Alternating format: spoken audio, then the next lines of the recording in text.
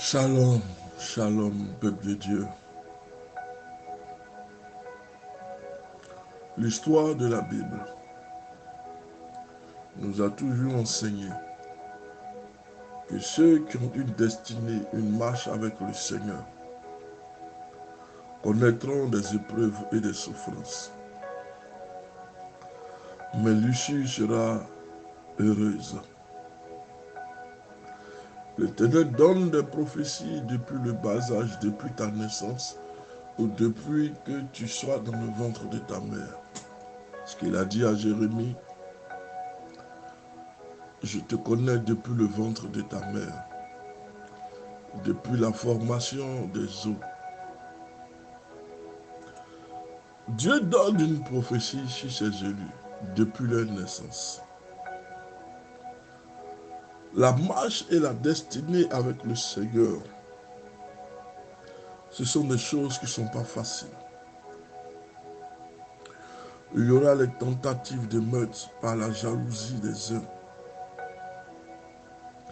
le mépris par les autres, les critiques. Des gens feront tout pour détruire l'onction qui est en toi. Ils vont regarder à ce que tu as un ton au-dessus d'eux. Mais ce n'est pas toi qui t'es élevé, c'est Dieu qui t'a élevé. Et c'est ce que les gens doivent comprendre. Lorsque la gloire de Dieu est sur ta vie, ça va attirer les jaloux. Beaucoup vont chercher à faire comme toi. Mais dans le corps de Christ, on n'imite pas. On fait ce que le Seigneur nous dit de faire. Chacun a une grâce particulière. Et cette grâce, nous la verrons. Comme je disais tantôt, la marche avec Dieu n'est pas facile. Il y aura des difficultés, il y aura la famine, la soif, le désert, l'isolement, les tentatives de meurtre. Ça a été le cas pour Moïse. Lorsque Moïse est né, le pharaon avait demandé que toutes les femmes israélites ne puissent pas enfanter. Ou si elles avaient réussi à enfanter, il fallait les tuer. Il fallait tuer l'enfant. Ta marche avec Dieu, frère, est compliquée parfois. Ta naissance trouble déjà le diable. Parce qu'il sait ta destinée et ce pourquoi tu es sur cette terre. Alors le diable fera tout pour éteindre cette étoile qui est sur ta vie. Ça a été le cas pour Moïse. Jusqu'à ce qu'il soit sauvé par la fille de celui-même qui veut le tuer. Ironie du sort. Ça a été le cas de Jésus de Nazareth. Lorsque le roi Hérode voulait le tuer. Quand vous avez une grande destinée avec le Seigneur, apprêtez-vous à connaître aussi les grandes épreuves. Mais ne lâchez pas la main du Seigneur. Vous êtes élevés. Vous connaîtrez des difficultés et des épreuves. Mais vous serez élevés parce que le Seigneur a décidé et personne ne pourra faire obstacle. Dieu vous a béni depuis l'enfance. Il a reposé sa main sur vous. Ceux qui s'agitent pour rien. Et c'est là que nous allons voir un autre cas encore. Au travers d'une princesse courageuse. 2 Chroniques 22, verset 11. Au moment du massacre de Yokeba, fille du roi, parvint à amener un fils d'Ahazia nommé Joas. Elle le cacha de sorte qu'Athalie ne parvint pas à le faire mourir. Or, c'est celui-là qui va devenir le roi de Juda. Regardez avant de s'asseoir sur le trône. comment il y a des agitations de part et d'autre. Comment ceux qui étaient amis avec toi deviennent ennemis. Comment à un moment donné, tous vont t'abandonner. Tu vas te retrouver tout seul. Parce que ta grâce, elle est trop grande. La bénédiction est glorieuse sur toi. La bénédiction t'appartient à toi seul. Dieu ne veut pas l'avoir partagée avec les autres. Avez-vous entendu une fois l'histoire d'une princesse qui s'appelle Yokeba, une princesse de Juda qui s'appelle Yokeba? Disons qu'avec un nom pareil, il est étonnant que nous connaissons plutôt mieux les cas d'Esther, de Déborah. La situation de Yokeba est mentionnée dans 2 versets seulement. 2 Rois 11, le verset 2, et 2 Chroniques 22, le verset 11. Yokeba était marié à un prêtre, Yehoyada, un prêtre devenu célèbre pour l'éducation qu'il donna au futur jeune roi, à Joas. Nous avons vu hier que la Torah signifie enseignement. Donc avant que Joas ne monte sur le trône, il devait passer par un temps d'enseignement et de formation afin de pouvoir conduire le peuple. Sa vie était en danger, mais il ne regardait pas le danger, il regardait sa marche avec le Seigneur. L'Éternel dit de lui qu'il sera roi, alors il croit à la prophétie. Quand tu entends une prophétie de Dieu, accroche-toi. C'est une prophétie qui s'accomplira, quels que soient les temps et les circonstances. La prophétie s'accomplira toujours. Yokeba se trouvait être la demi-sœur du roi Ahazia de Juda, dont le règne ne dura qu'un an. Voici l'histoire qui suit. Nous sommes en Jérusalem en 841 avant Jésus-Christ.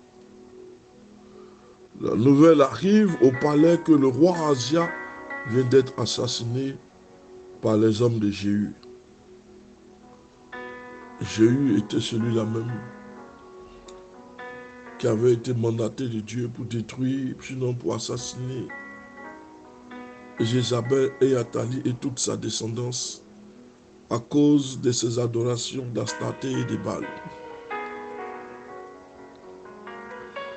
Donc, la nouvelle arrive au palais que le roi Ahazia vient d'être assassiné par les hommes de Jéhu, que Dieu avait mandaté pour détruire toute la descendance d'Akab d'Israël, l'un des plus méchants rois de l'histoire biblique.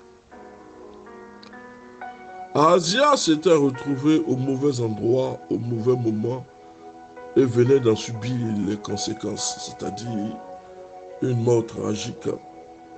Parce que Dieu avait, comme nous le disions, confié une tâche à Jéhu, celui de massacrer toute la famille d'Akab et de Jézabel, d'Athalie, parce que c'était des personnes méchantes. C'était des personnes qui faisaient passer les fils et les enfants par l'épée, par le fil de l'adoration. Ils sacrifiaient les enfants aux idoles. Et ce sont des choses que le Seigneur répugne. Donc, le Seigneur a ainsi donné injonction à Jéhu pour que Jéhu massacre toute cette famille sans en laisser un descendant. Mais Ahazia, malheureusement, s'est retrouvé là où il ne fallait pas. Il a subi les contre-coups. On dirait en guerre que ce sont des dommages collatéraux. La mère du roi Ahazia, Athalie, quand elle apprend la nouvelle, ordonne l'assassinat de tous les petits-fils afin de régner à Jérusalem à la place de son fils. C'est nous parfois qui sommes parfois désespérés quand l'Éternel nous donne une prophétie Et nous voyons le contraire de cette prophétie, c'est-à-dire que dans le cas que nous sommes en train de voir, le Seigneur dit que c'est Joas qui sera roi. Mais la reine s'élève, Athalie, et donne l'ordre qu'on tue tous les petits-fils pour qu'elle puisse s'asseoir sur le trône. Le pouvoir absolu rend absolument fou. Mais ce qui t'est destiné, frère, personne ne peut te le prendre, ne peut te l'arracher. L'Éternel a décidé que ce soit Joas qui soit roi. Personne n'ira contre la parole de Dieu. Qu'elle fasse tuer, comme au temps de Moïse, comme au temps de Jésus, qu'elle fasse tuer beaucoup de nouveau-nés. Mais la prophétie de Dieu s'accomplira. Je veux prier ce matin que toute prophétie qui a été dite dans ta vie s'accomplisse. Que tout ce qui était blocage, comme Athalie, comme Akab de ta vie, soit détruit maintenant au nom de Jésus. La destinée glorieuse à laquelle Dieu t'a appelé, que tu puisses rentrer à l'intérieur dans le nom puissant de Jésus de Nazareth.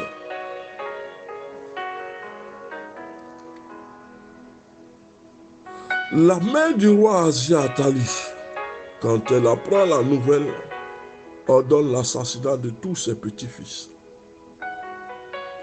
afin de régner à Jérusalem à la place de son fils. C'est en cela que Yokeba va rentrer en scène. Elle est horrifiée elle-même par l'idée de massacre qui débute dans la chambre du palais. Le pouvoir. Elle se précipite alors auprès du petit Joas, encore dans sa chambre, parvint à le soustraire aux soldats, envoyés par Athalie, et vint le cacher dans le temple où son mari officie jusqu'à ce jour, parce que le temple de Dieu est un endroit où Athalie ne peut pas envoyer ses gardes. Parce qu'elle est prêtresse, adoratrice de Dieu Baal et d'Astarté. Donc elle ne peut pas envoyer les soldats dans un temple pour fouiller, pour voir si le petit Joas est vivant. Donc, elle vient le cacher dans le temple où son mari officie chaque jour. Joas va rester caché pendant 6 ans à cet endroit. Ça a été le cas de Moïse, ça a été le cas de Jésus. Joas va rester caché pendant 6 ans à cet endroit, sans qu'Athalie ne découvre son existence. Adoratrice de Baal comme Jézabel. Le temple était le dernier endroit de Jérusalem où Athalie aurait imaginé faire la moindre recherche. La Bible continue en nous révélant que finalement le jeune garçon a été reconnu comme roi de Juda et Athalie a été exécuté. Je dis tous ceux qui veulent prendre ta place, qui veulent éteindre ton étoile, qui veulent prendre ta gloire, sois foudroyé dans le nom de Jésus. Tout ce qui est obstacle, comme Akab, Jézabel, Athalie, pour que tu puisses voir la manifestation de la gloire de Dieu, soit détruit au nom de Jésus. Souvent, tu penses vivre dans un désert. Dieu ne t'écoute pas. Tu es dans la solitude. Mais l'Éternel sait pourquoi il te met dans la solitude. Il sait pourquoi il te cache. Des fois, tu veux manifester la puissance, l'autorité. Mais l'Éternel te dit, ce n'est pas encore le moment. Il a caché Joas pendant près de 6 ans. Et c'est de la même manière, quand tu te sens être dans la solitude, ce n'est pas une solitude en réalité. Ce n'est pas un désert en réalité. Mais c'est parce que Dieu veut te cacher. Il a ta vie entre ses mains. Il ne veut pas que des hommes comme les soldats d'Akab viennent te tuer. C'est pourquoi il t'a préservé. Il t'a mis à l'écart. Il a fait en sorte que personne ne te tue. Il a dit une parole sur ta vie. Il veut que cette parole s'accomplisse pour ne pas qu'on fasse de ce Dieu-là un Dieu menteur. Mais comme il a déjà donné une prophétie, personne ne peut aller contre cette prophétie sur ta vie. Il a dit à Joas, tu seras roi. La jalousie va se lever, tenter de te tuer. L'esprit de mort sera sur toi. Mais lorsque Dieu a parlé, c'est la parole de Dieu qui s'accomplira. Joas a fini par devenir roi. Moïse a fini par devenir le patriarche. Christ est devenu celui qui est le nom au-dessus de tous les noms. Et sans lui, rien ne peut se faire. Tout est entre les mains du Messie. C'est de cette manière, ils sont tous devenus rois. Dis-toi aussi que tu es un roi et que ta vie est entre les mains du Seigneur. Au temps convenable, Dieu t'élèvera. Ne regarde pas, ne rentre pas dans la jalousie, ne va pas fouiller dans la vie des gens. Reste à ta place. L'Éternel t'a donné une prophétie. Elle s'accomplira dans le nom de Jésus. La Bible est remplie de ces petites anecdotes rencontrées en 2 ou en 3 versets.